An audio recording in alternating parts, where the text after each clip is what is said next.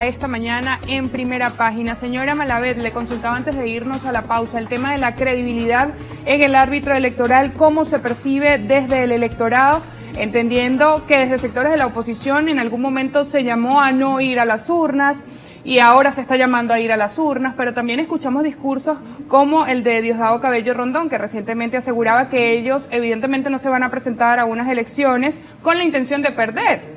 Claro. Entonces, ¿cómo se analiza esto desde el punto de vista del electorado? Este tipo de discursos, vota, no vota, pero nosotros no vamos, sí vamos a perder. Entonces, ¿cómo la gente lo recibe en casa?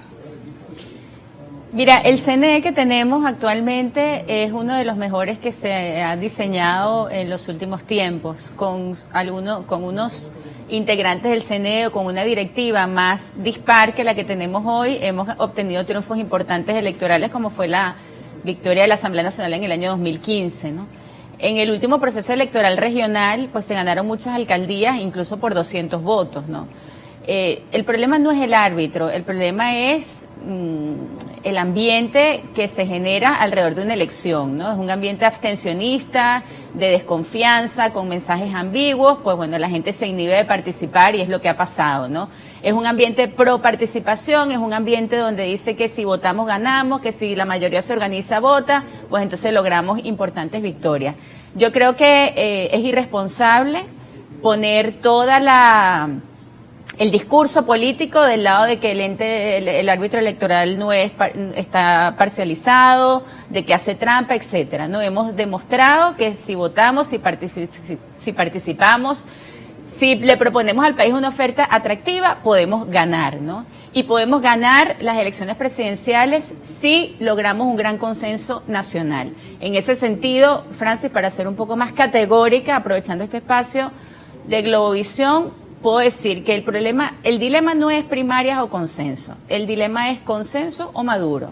Si no logramos un candidato de consenso que logre unificar al electorado, al estadio completo, a los jugadores, independientemente del árbitro que esté allí, hay un gran ambiente de defensa del voto, de participación alrededor de un candidato, de un jugador importante, pues nosotros podemos ganar esta elección presidencial y yo creo que ese es el gran reto del año 2023. Y otro reto es precisamente presentar al país una oferta atractiva. ¿Cómo sería para Mercedes Malavet esta oferta atractiva que debería presentar ese líder? Y luego le consulto cómo debería ser ese líder que se presente en una contienda presidencial. Muy bien, pues dos cosas de las que hemos hablado mucho en el IFEDEC y en Unión y Progreso. Nosotros creemos que la oferta atractiva debe girar alrededor de 5 puntos fundamentales. En primer lugar, la reinstitucionalización del país, que también puede hablarse de la recuperación del Estado de Derecho, un Estado de justicia, de bienestar, de democracia para todos los venezolanos y no solo para un grupito político de amigos y partidarios. En segundo lugar, hemos hablado de la recuperación económica. Venezuela necesita diseñar un nuevo modelo económico productivo, diversificado, una vez que la renta petrolera ha demostrado ya que no es suficiente, que tenemos que diversificar la economía y, por supuesto, levantar todas las sanciones, y eso solo es posible si recuperamos la democracia y si recuperamos la confianza. En tercer lugar, hemos hablado de un proyecto de superación de la pobreza que no puede basarse en cajas CLAP. Con las cajas CLAP no se supera la pobreza se supera con educación, con empleo, con oportunidades de formación, y eso tenemos que volvérselo a dar a los venezolanos mediante una reforma drástica del sistema educativo y, por supuesto, la apertura de muchas más fuentes de empleo, y para eso es necesario la confianza, la inversión para poder generar empleo. En cuarto lugar, hemos hablado de un plan de restitución inmediata de todos los servicios básicos. No puede ser que en pleno siglo XXI en Venezuela no haya luz, no haya agua, no haya gas, no haya salud, no haya vialidad, no haya gasolina. Tenemos que recuperar cuanto antes, para poder recuperar la economía, todos los servicios públicos. Y en último lugar, Francis, hemos hablado de una lucha frontal, una lucha seria, una lucha institucional contra la corrupción, que ha sido la gran hemorragia que ha sufrido Venezuela, que no le ha permitido aprovechar, administrar bien sus muchos recursos económicos y naturales. Con estos 5 puntos explicados de una manera sencilla, en todos los discursos, con unidad, con un mensaje de unidad nacional, uniendo a todos los venezolanos para poder superar esta confrontación agónica que nos ha destruido, nosotros pensamos que podemos ofrecer un mensaje atractivo a los venezolanos. Y luego me preguntabas por las características del candidato. Las características del candidato no hay que inventarlas, están en la Constitución, ¿no? El candidato debe ser una persona idónea para ser el comandante en jefe de la Fuerza Armada, de esta Fuerza Armada que tenemos. Tiene que respetarla, tiene que valorarla y la Fuerza Armada tiene que confiar en ese comandante en jefe, ¿no? Tenemos que mostrarle una alternativa a Maduro y decirle, miren, señores, ustedes pueden confiar en este jefe del Estado que los va a respetar en su institucionalidad y que no los va a llamar a una guerra civil, ni una división, ni una confrontación bélica, ¿no? En segundo lugar, tiene que ser el jefe del Estado, tiene que ser una persona que sea capaz de unir a los venezolanos y no de dividirlos en dos grupos, en dos bandos, en clases sociales, en tantas divisiones que hemos tenido en los últimos años. Tiene que ser el jefe del gobierno, tiene que ser una persona con autoridad, capaz de llamar a los mejores a dirigir los gabinetes que pueden resolver los problemas sociales, económicos, culturales, educativos del país. Tiene que ser una persona a la que nadie le dé pena decirle que sí. Yo trabajo con usted, jefe del gobierno, para que usted y nosotros, ese gabinete, pueda resolver los problemas. Y tiene que ser una persona que va a administrar la hacienda pública, por lo tanto tiene que ser honesto, no puede estar implicado en grandes casos de corrupción, que es lo que hemos visto en los últimos años. Tiene que ser una persona que merezca la confianza de los venezolanos para poder administrar los recursos de este país.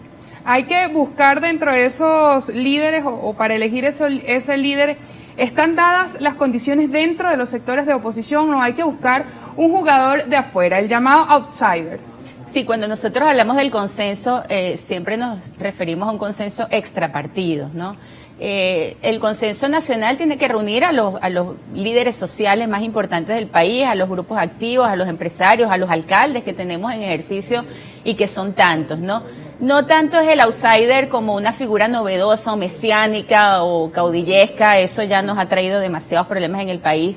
Puede ser un político, pero que tenga el suficiente respaldo y la suficiente confianza, más allá de los intereses partidistas, para poder unificar al país y movilizarlo todo hacia el cambio político que necesitamos. Tenemos participación de la audiencia a través de la red social Twitter, @primera página. Los compartimos con usted para que responda y comente.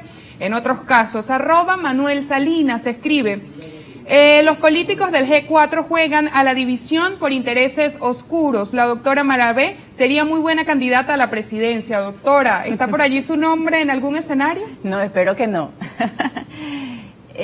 Los candidatos que promueve el G4 a través de su primaria, bueno, yo no sé si en algún momento podrán reunir el gran consenso nacional que hace falta para producir un cambio político, ¿no?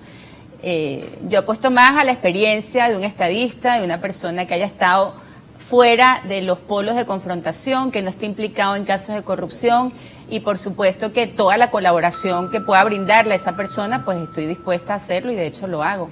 Sería interesante también ver a mujeres participar en un eventual proceso de primarias, porque siempre vemos a los caballeros postular sus nombres, pero muy pocas mujeres andan por allí como en la escena de la política. Vamos a ver qué otros nombres surgen a lo largo de este tiempo antes del proceso de primarias. @Ramón Ramos, el líder, escribe: ¿cómo está el partido Unión y Progreso en la plataforma unitaria o forma parte de la denominada Alianza Democrática? Le preguntan. No, Unión y Progreso tiene una línea de autonomía de acción. Nosotros recorremos el país, visitamos a las comunidades, tratamos de organizar un movimiento político con muchas dificultades por la crisis económica, por la apatía del venezolano hacia la política, pero no vamos con ni la Alianza Democrática ni la plataforma unitaria, simplemente porque nos parece que no podemos seguir fomentando los grupitos y las divisiones, sino que tenemos que ser capaces de tener la suficiente soltura como para reunirnos y hablar con todos, ¿no? Y eso es lo que hacemos. Es importante, cuando hablas del tema de la mujer, Francis, es importante ver que el tema de la división no solo afecta a un grupo de la oposición, están siempre dividiendo. Perdimos el Táchira. Perdimos la gobernación en manos de una mujer, de Lady Gómez, por una división promovida por el G4, ¿no? Entonces, es un tema que, digamos, es transversal y que lo que tenemos que ser es capaces de llamar a un gran consenso nacional, una gran unión nacional alrededor de los mejores, alrededor de quienes realmente puedan movilizar en cada municipio a sus electores. Fue lo que pasó en Barinas. ¿Qué pasó en Barinas? A pesar de que había un candidato de la Alianza Democrática, la dirigencia política entera se concentró a defender la democracia, en defender los resultados electorales y apoyó a un solo líder al actual gobernador Garrido. Eso es lo que se tiene que producir, independientemente de los grupos, tiene que haber una conciencia nacional, una conciencia de los dirigentes políticos de los municipios y de los estados, de que tienen que orientar al país hacia una sola alternativa que sea capaz de darle a Venezuela un cambio, a pesar de que el gobierno juegue con sus jugadores de división y de abstención, promoviendo esas cosas, pero tiene que haber mucha claridad en el liderazgo político regional y local para movilizar ese voto hacia una sola alternativa. La división, hemos visto, trae consigo importantes costos políticos en gran parte del escenario nacional. Nos corresponde ya despedir la entrevista. Agradecemos su participación en Primera Página. Conversábamos con la señora Mercedes Malavé, coordinadora nacional del Movimiento Unión y Progreso. Leemos sus comentarios a través de las redes sociales. Quedaron muchos pendientes, los voy a leer. Sin embargo,